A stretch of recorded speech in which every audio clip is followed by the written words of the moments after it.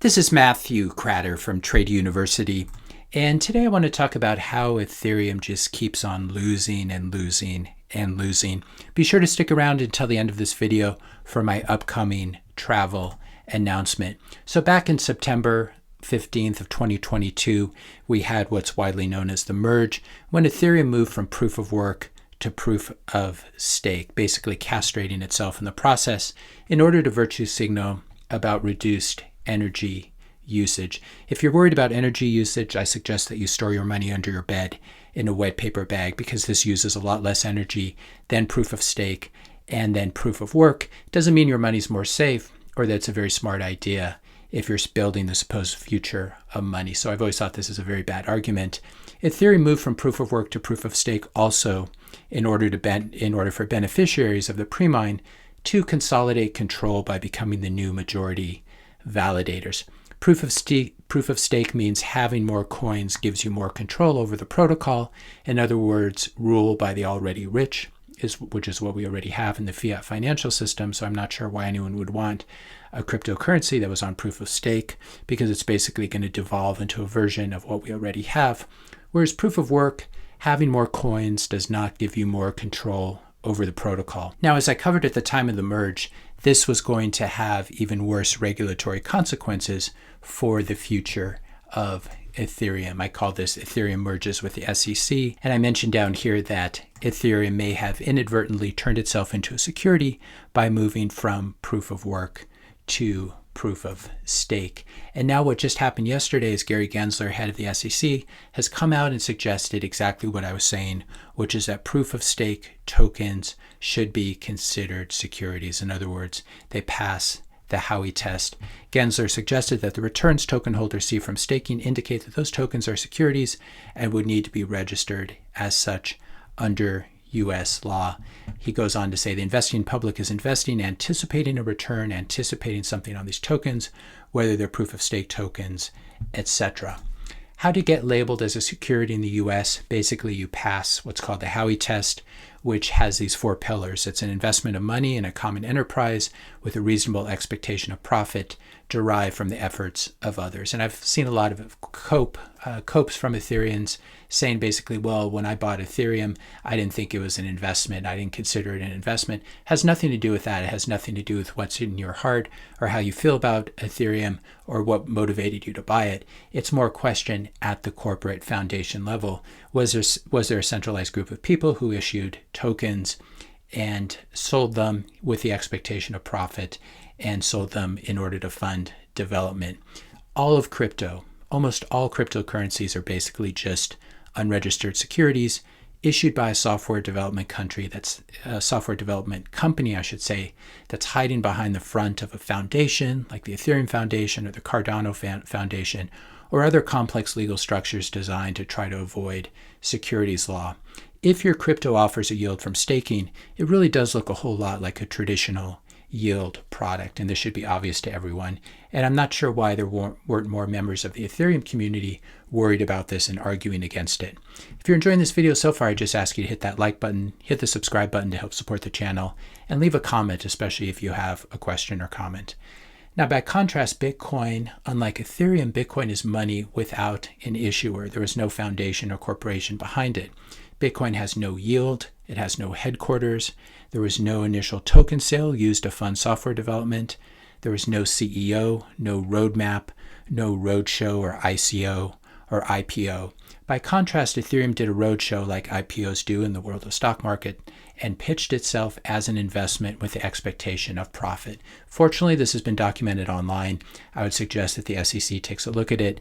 Here is an interview from Cryptocurrency Market as a channel from 8 years ago, how and why you should invest in Ethereum. And here's Vitalik being interviewed talking about why you should buy it. Something similar happened to Jack Mallers' mother. Jack Mallers, of course, is the CEO and founder of Strike, which is a Bitcoin-only company. Funny story, he says in this tweet responding to me, my stepmom went to a conference in the summer of 2014 and happened to be seated at a table with Vitalik Buterin. Talk about bad luck I feel bad for Jack's stepmom to have to sit next to a conversation partner like that. He probably drooled all over his napkin and shirt as well. But Vitalik pitched her Ethereum, a crazy roadmap, an expectation of profit, and had ETH that he was actively selling in a pre-sale. So here are two examples of how this was clearly a roadshow as a form of an ICO or IPO. And they were soliciting money to fund software development, and they were soliciting it as an investment. I'm sure you could find thousands of other people who could testify if the SEC ever needed to. So these are the categories. Fiat money is money issued by a government. Crypto is, for the most part, unregistered securities issued by a company or foundation. By contrast, Bitcoin is in this class of its own, as people are finally discovering after this brutal bear market, watching things like Terra Luna blow up, watching all of these unregistered securities either get shut down or blowing up. Bitcoin is money that's not issued by a government. It's not issued by a company or corporation or foundation. It's money without an issuer, and in many ways it's like physical gold in this sense. Now, Bitcoin fails the Howey Test, which is something you want to do. This is the one test in the world that you want to definitely fail, because if you pass it, you end up being designated as a security. Bitcoin fails the Howey Test, which is why it is a digital commodity, an asset without an issuer. By contrast, Ethereum passes the Howey Test. Good job, Vitalik, which is why it is about to get regulated in the US and elsewhere. And the long arms of the US government and the SEC will reach in many, many places. We're going to talk more about what this means. Even if you're living in other countries and you own Ethereum, this is something you should be quite worried about. And doing the merge made this even more likely for Ethereum. I like this meme. I passed the Howey Test. And there was a great phrase here too, congrats on this, seriously, which is something that Vitalik said earlier in his career. And if you take a look, Ethereum does have this leader. It has this founder who's still in charge of the map. And you see articles like this all the time. Ethereum, Vitalik tells you what the roadmap's going to be. We just did the merge, then we're going to do the surge, the verge, the purge, and the splurge. And then we're all going to go to jail, and we're going to get in trouble for selling unregistered securities. That's probably part of the roadmap that Vitalik is headed towards. So has Ethereum flipping Bitcoin yet? This is something I heard a lot in 2020, 2021, and 2022. All you Ethereum guys promised me that it would flip Bitcoin right after the merge. You told me how we Bitcoiners would be weeping in a corner. So let's take a look at how it's going. Even in 2023, this chart basically starts on September 15th, 2022, which is when the merge was. Bitcoin is up 26% since then, since September 15th, 2022. Ethereum is up only half that. It's up 13%. So it looks like there's a lot of virtue signaling going on here, a lot of capture, but not a whole lot of return for Ethereum people, which is why they're probably pretty bitter. If we take a look at the long-term chart of Ethereum versus Bitcoin, when this chart is going up, it means Ethereum is appreciating at the expense of Bitcoin. When this chart is going down, it means that Bitcoin is strengthening at the expense of Ethereum. And we can see what was really depressing for the Ethereum community in the last cycle. So the last bull cycle, which really kicked off at the halving in 2020 and went through 2022, throughout this whole period, Ethereum never hit another new all-time high against Bitcoin, which it's normally done in past bull markets. We can see how it did it in the 2017 bull market. So this is another very bad sign for Ethereum. And it's pretty pathetic because even Dogecoin was able to hit a new high against Bitcoin during the last bull market. Of course, it was being pumped by Elon Musk, but it's pretty sad if you're an Ethereum and you see Dogecoin outperforming Bitcoin and Ethereum for a short period of time. And it's a complete joke of a dog coin. So what's so bad about ETH being a security? A lot of people say, well, it doesn't matter what the SEC and the US think about ETH being a security. They'll pay some fine. I live outside the US. I don't really care what the US government thinks about what I own, but they miss this. If Ethereum ever needed to register with the SEC, and it is going to need to as an unregistered security at some point in time, probably in the next year or so, not only would there be large fines involved, which is not a big deal because all these people pre-mined all these tokens, they're very rich, they can pay off the government. But there's another thing. These projects as part of registering are not just going to need to pay fines. They're also going to need to file the equivalent of an S1, which is what a corporation files before it goes public. And it's a full public disclosure of what an investor would reasonably want to know before they put their money to work in that.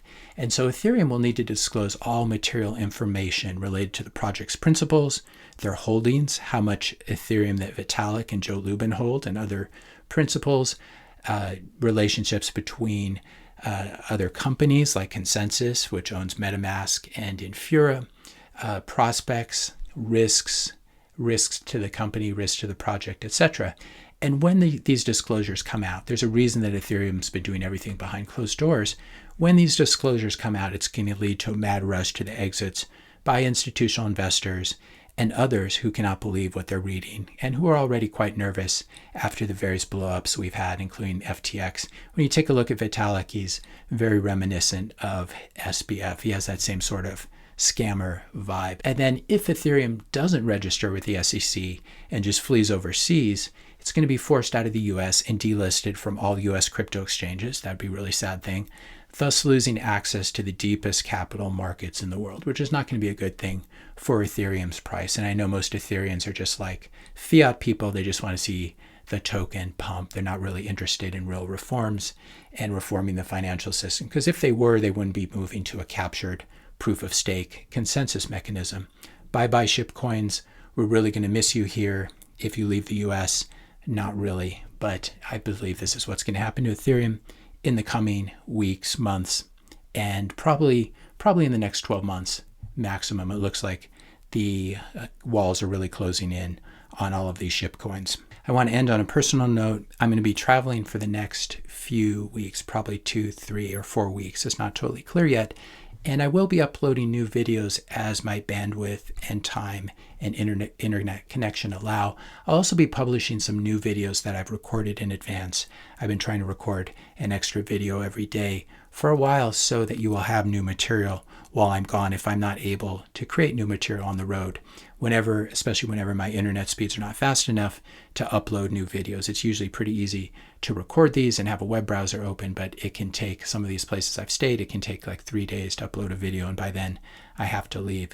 So please excuse in advance any tone-deaf videos that come out that seem to be ignoring the latest financial disaster and covering evergreen Bitcoin educational material instead.